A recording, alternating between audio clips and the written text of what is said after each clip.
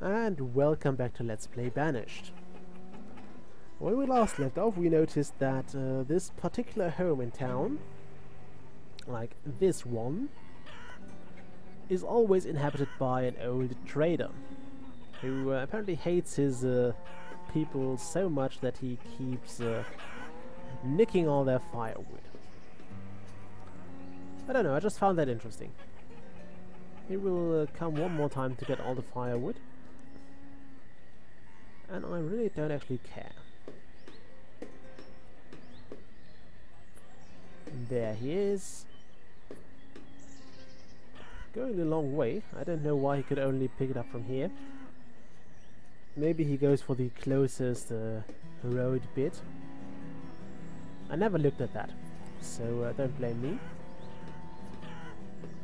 Also increase that to like 800. Actually, maybe 700 will do. Just so we'll have something extra if we sell all the 600 we keep in store. I know I should have probably done that earlier, but you know me, I'm a bit of a scatterbrain. Also, we just hit 5 stars in happiness, which makes the tavern kind of obsolete, because what you lose happiness for is mostly having to live in a boarding house, which is something we currently don't force anyone to do.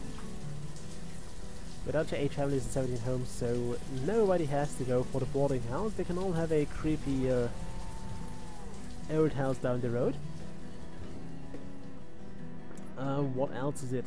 Having people die without a graveyard. We do have a graveyard and plenty of space, so that's also not an issue. I think being cold and being without clothing also hits happiness, but I'm not sure about that. Of course, starvation, which is something we also don't have right now.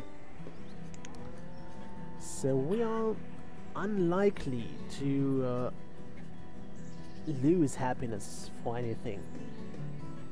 Which means we don't need a building that replenishes happiness beyond what we have, because we can't go above 5 stars.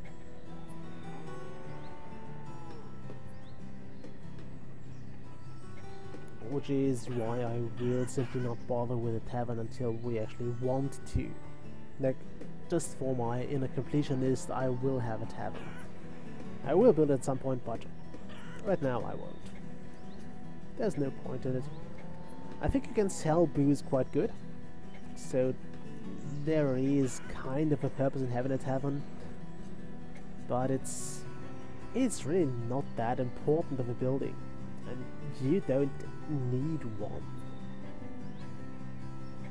Maybe this should be fixed or something, but I never felt it was a building you really needed.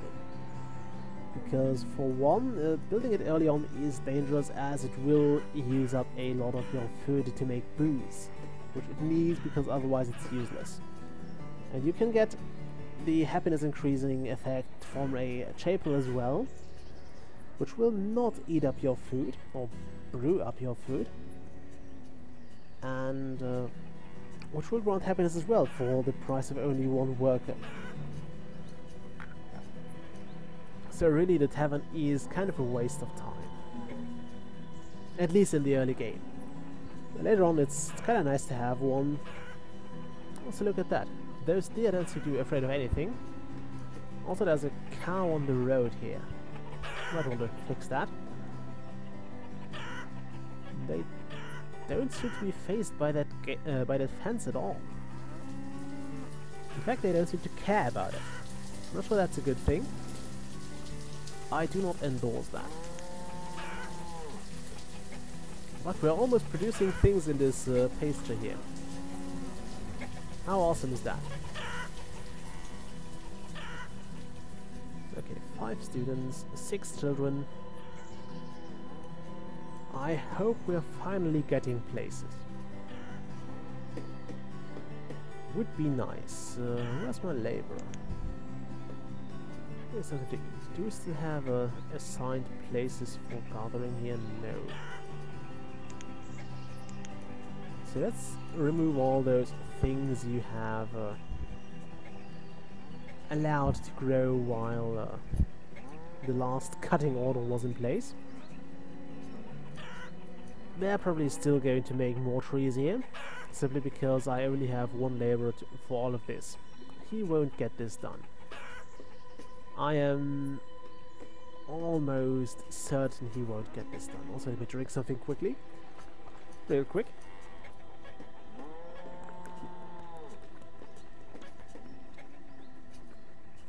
Oh, vanity has become an adult. Wonderful. Just wonderful. I wonder if the school has a bit of a ceremony for that. I mean, we seem to throw people out at their birthdays, so I suppose an additional ceremony would not be required, as you just leave school by the age of 18. And then again, it would be interesting to know how long people were in school during the old days, so to speak. I mean, I think you weren't in school for very long in the Middle Ages. But I'm really not sure how school worked in the 17th century or in the 18th century. I once had a historical lesson from about the I think about 1900. It was kind of interesting. It was I did during the holidays once. It was kind of a holiday offer from a I think it was a city-funded thing. It was kind of interesting. They were just like paying a teacher to teach this, or to yeah, to just give a historical lesson. And I found it interesting, so I signed up for that, and it was fun. We learned to write Old German written language, the so-called Sütterlin. It's a different alphabet that was eventually replaced by the one everybody else used, for the simple reason of compatibility. It's part of it is kind of hard to write, though. I'll give it that. Was probably another reason to have it replaced. It is tough to write.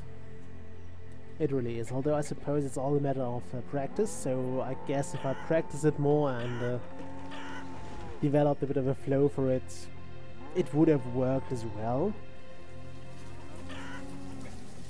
But yeah, it's just something you don't actually need. It's one of the things you learn just to have heard about them, but you don't need them anymore. I mean, it's very unlikely that Sütterlin is going to have like a big comeback at some point. So yeah, it's useless knowledge, and I already forgot most of it. I mean, I can still read it. It's not that hard, but I can't write it. For the life of me, I couldn't. What else was there in that lesson? I don't actually remember too much about it. It's been over 10 years ago, so don't mind me there. What else was there?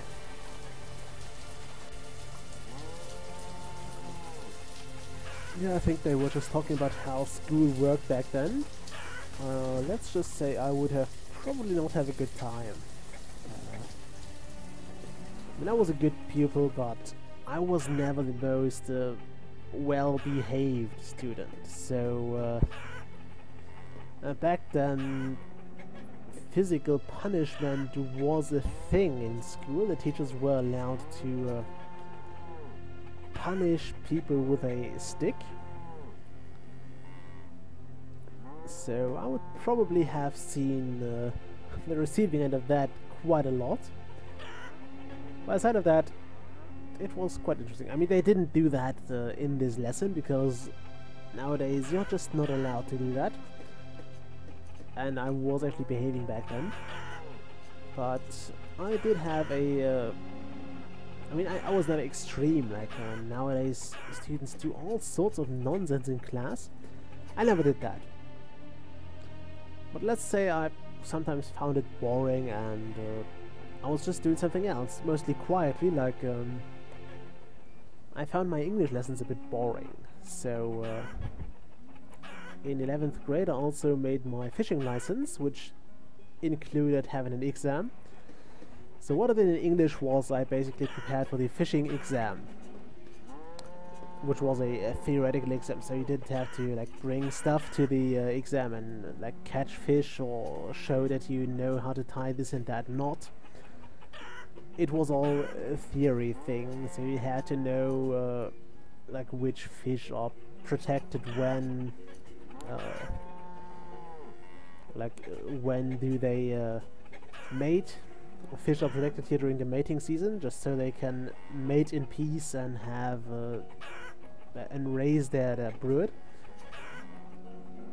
just so that the entire thing is sustainable. So you have to know that, you have to know how large they can be they have to be before you can take them out and eat them. You have to know which diseases they can have, you have to know how to act when they have disease, you have to know the fishing tackle, you have to know the laws, which is mostly the size and the bait thing. You have to know how to recognize fish, because some of those little buggers are quite similar. So it's a bit of a science, actually it is a science, to discern them and to know, like in some cases one is protected, the other is not, and you better know how to distinguish them. Because if you get, if you end up killing the protected one, you're in trouble. If you get caught, and getting caught is quite expensive. So, yeah, it's just that. It is expensive as hell. Also, we are now having a few laborers spare, so let's just put them to use here. Reserve of logs is low. Let's fix that by adding more foresters. I mean, on the bright side, we are making more herbs because we didn't cut the trees down here. So we're back to 75 herbs in this season, which is really good. I mean, it's not extreme. I think we had seasons with over 100 herbs. But it's most certainly something I can live with, something I can deal with quite fine. Also, you probably saw that the food merchant also accepted herbs as a trade good. I think other merchants value other things, although the actual value will be the same for each merchant. Even if they don't accept it, the herbs will, I think they will always be worth like 4 whatever.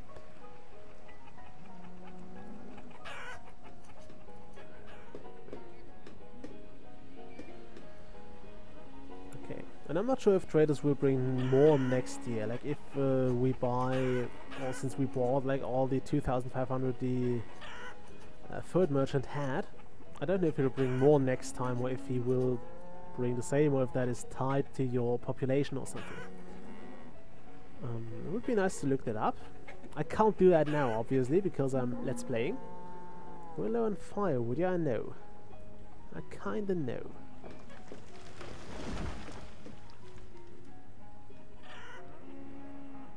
Okay, let's actually remove some of those trees here as well. And also some stones, why not? I know I could have just said only remove trees, but who cares? Let me drink something quickly.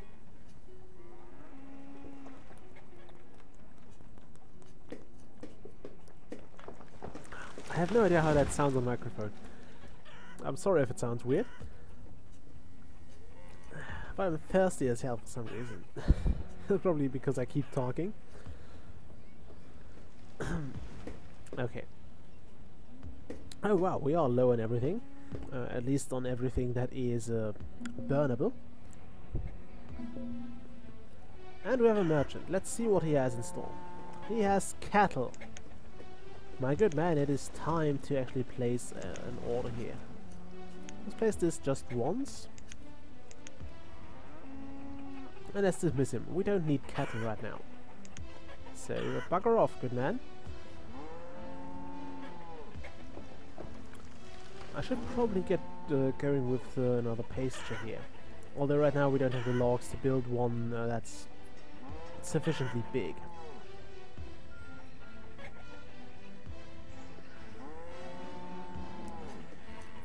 Okay, I think I'm gonna end the episode here soon.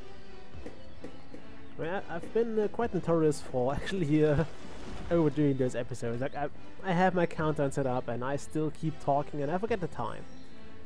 I had this in I think episode 15 where I ended up making effectively a double episode just because I kept talking myself from one thing to the other and I completely forgot about time. So I'm not sure about that this time. By the way, I think I'm going to put houses over here. Just a few for the herdsmen, so they don't have to walk that long. We'll also expand to this side of the river at some point. I'm not sure when though. I'm sure it's best to place the bridge like over here, because I'm not sure it will or if it affects the fishing dock. I mean, I know it doesn't prevent traders from going through, so that's not a thing you have to worry about. There's one thing in Dwarf Fortress: you could block off your trading post, and then they just wouldn't be able to access it, so they would just walk by again. I know I'm low on logs. You actually need logs for a bridge? Yes, you do. Okay, you need more logs than stone for a wooden bridge. Okay. It's a bit weird that they made this distinction between a wooden bridge and other bridges, because you don't have other bridges. You can't research other bridges, you don't need to. And yeah, they could just have called it bridge, in my opinion. Anyway. Yeah, we're looking pretty sexy here. We're still gathering food. I might actually have to increase that. We've been fairly productive this session. We've got gained corn seeds, which can't be lost. Like, I don't know where those are stored, but those will be with us until the town dies.